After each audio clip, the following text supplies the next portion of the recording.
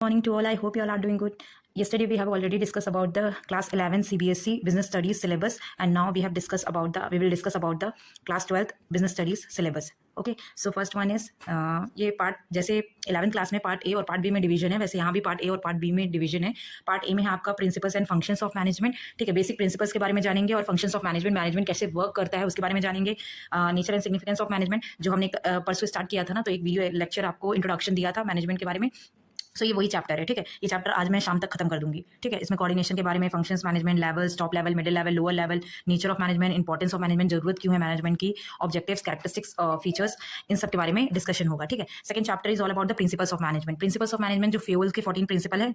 ठीक है, यहाँ पे फ्यूल के 14 प्रिंसिपल्स ऑफ मैनेजमेंट दिए जाएंगे। यहाँ पे साइंटिफिक प्रिंसिपल्स, साइंटिफिक मैनेजमेंट दिए जाएंगे, principles, scientific principles of management ये सब बताया जाएगा। ठीक है, यहाँ पे फ्यूल्स साइंटिफिक मैनेजमेंट FW ने जो दिया है, कंपैरिजन बिटवीन टेलर के जो साइंटिफिक मैनेजमेंट है और जो फ्यूल्स के 14 प्रिंसिपल्स ऑफ मैनेजमेंट, उनके बीच डिफरेंस बताया जाएगा। ठीक है, उसके बाद थर्ड चैप्टर हमारा बिजनेस एनवायरनमेंट। बिजनेस एनवायरनमेंट में बेसिकली जो एनवायरनमेंट होता है, देखो बिजनेस जहाँ पे स्टैंड करता है वहाँ पे एनवायरनमेंट होते हैं, कुछ फैक्टर्स होते हैं जो बिजनेस को अफेक्ट करते हैं। अब वो इंटरनल फैक्टर्स भी होते हैं, एक्सटर्नल फैक्टर्स भी होते हैं। ठीक है, तो वही इंटरनल फैक्टर, एक्सटर्नल फैक्टर्स के बारे में हम पढ़ेंगे बिजनेस एनवायरनमेंट चैप्टर में। ठीक है, तो हम business environment third chapter complete कर लेंगे तो हमारा प्लानिंग आएगा चैप्टर नंबर 4। जो मैनेजमेंट है, मैनेजमेंट के जो प्रोसेस होते हैं, अब ये प्रोसेस सारे चैप्टर होंगे। जैसे प्लानिंग हो गया, आपको कल मैंने एक्सप्लेन किया था ना, पॉज्ड कॉर्ब बेटा, पॉज्ड कॉर्ब।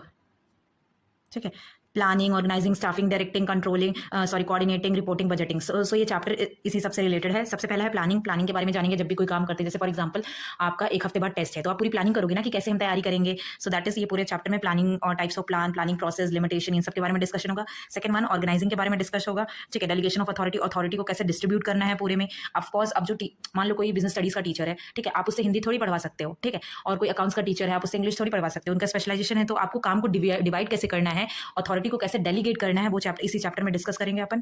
ठीक है, सेंट्रलाइजेशन, डिसेंट्रलाइजेशन, स्टाफिंग, स्टाफ से रिलेटेड आता है कि ठीक है कि आपको कंपनी में, इंस्टीट्यूशन में लोगों को हायर करना है, तो आप कैसे करेंगे। ठीक है, क्या देख के करेंगे, उनके अंदर क्या एलिजिबिलिटी होनी चाहिए, सारी क्राइटेरिया स्टाफिंग में आते हैं।